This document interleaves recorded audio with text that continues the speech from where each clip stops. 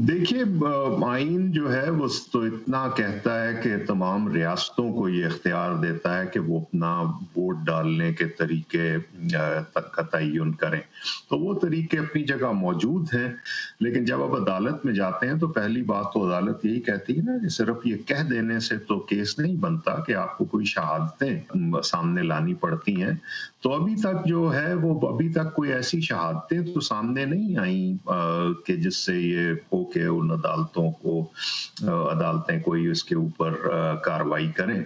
हर अमरीकी रियासत का अपना इंतखाबी निज़ाम है, तो ऐसे में क्या आपको लगता है कि यह मामला सुप्रीम कोर्ट तक जा सकता है? सुप्रीम कोर्ट तक ज़रूर पहुँच सकता है, क्योंकि कोई भी मामला जो जिसका आइन से ताल्लुक बन जाए अमरीकी आइन से, तो वो फेडरल कोर्ट्स के सिस्टम में जा सकता है और सुप्रीम कोर्ट तक पहुँच सकता है। लेकिन जैसे मैंने कहा, अभी तक मुझे नहीं नज़र आता कि कोई ऐसी चीज़ सामने आई है जिसकी वजह से सुप्रीम कोर्ट में ये बात चली जाए।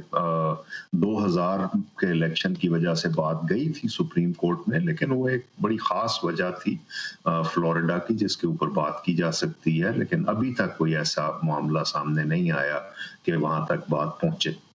अमरीकी प्रेसिडेंट का मौक़िफ़ और ये मौजूदा हालात अमरीकी सियासी तारीख में कितने गैर मामूली हैं? बहुत गैर मामूली। ये पहली दफ़ा है कि इस दफ़ा इस तरह की बात हुई है। तो ये मैं समझता हूँ कि ज़्यादा एक इतना कानूनी मसला नहीं है, जितना कि एक ये सियासी मसला बन गया है, ख़ास तौर पे क्योंकि बहुत तक़सीम है सोसाइटी के अंदर। याद रहे कि कोई 70 मिलियन के करीब सदर ट्रंप ने भी वोट लिए हुए हैं, और सो ये बड़ा खुशायन बात नहीं है निज़ाम के चलने के लिए, क्योंकि ख़ास तौर पे ये जो वक्त होता है इलेक्शन से कुछ 2 महीने 70 दिन का वक्फा, तकरीबन 70 दिन का वक्फा इलेक्शन से और नए सदर के आने तक, उसमें पुराना सदर फिर भी उसके पास इख्तियार होते हैं, लेकिन जो है नए चुने हुए शख्स को शामिल कर लिया जाता है कि उसको हर तरह की ब्रीफिंग्स मिलें कि दुनिया में क्या हो रहा है, मुल्क में क्या हो रहा है,